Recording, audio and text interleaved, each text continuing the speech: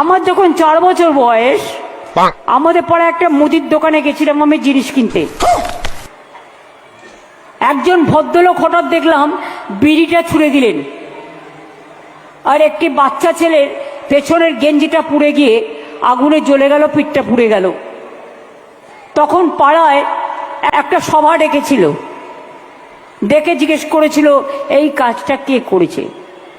কেউ বলছে না। তখন আমি গিয়ে বলে দিয়েছিলাম ওই ভদ্রলোক করেছে।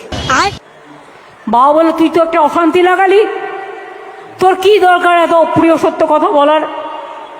আমি বললাম, দেখো বাবা, বাচ্চাটার পিঠটা তো পুড়েছে, এইটুকু তো আমি দেখেছি, আমি তো এটা বলবোই। এবার আসেন, আমি আসলে বুঝতেছি না যে 4 বছর বয়সে এত কিছু কি আসলেই মনে রাখা সম্ভব। পিসি আসলে 4 বছর বয়স থেকে এত কিছু কীভাবে মনে রেখেছে, বা 4 বছর বয়সে সে কী কী করেছে, এত কিছু সে কীভাবে মনে রেখেছে।